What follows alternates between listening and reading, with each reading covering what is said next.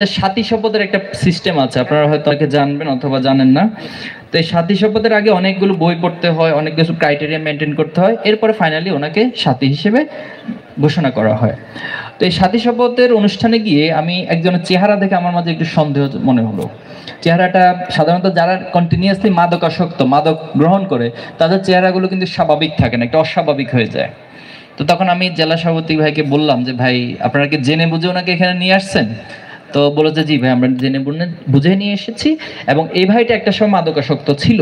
আমাদের কিছু ভাই ওনাকে অনেক দিন ধরে ওনাকে বুঝিয়ে, ওনাকে আস্তে আস্তে করে করে এখন আলহামদুলিল্লাহ উনি মাদক থেকে সম্পূর্ণ মুক্ত, এবং ওনাকে খুব ভালোভাবে ওনার চরিত্র গঠন থেকে শুরু করে সবকিছুর মধ্যে একটা বড় পরিবর্তন এসেছে।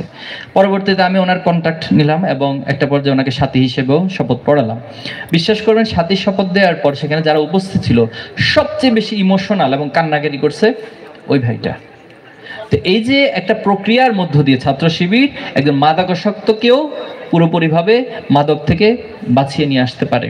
তো এই টোটাল